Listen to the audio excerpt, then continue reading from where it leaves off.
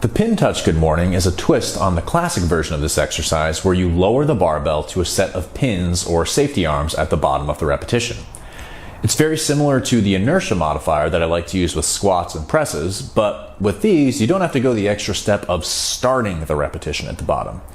You set up in just the same way as a standard good morning, then hinge forward until the barbell rests on the pins at the bottom. From there, you come up in just the same way that you usually do. Having the barbell come to a stop at this bottom point accomplishes two big things. First, it helps to keep your depth consistent. With good mornings especially, I find that it's extremely common to struggle with getting consistent depth. That's because the bottom range is way the hardest part of the rep. So as you fatigue, it's very tempting to inadvertently stop shorter and shorter to avoid the part that's getting harder and harder. Well, the safety pins, they don't move, so as long as you touch them each time, you can be sure that your range is consistent.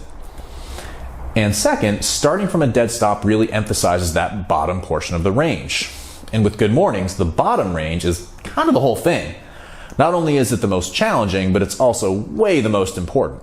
So forcing more work at this most important spot is, well, it's really effective. With pin touch good mornings, I'd strongly recommend that you film yourself for at least one set.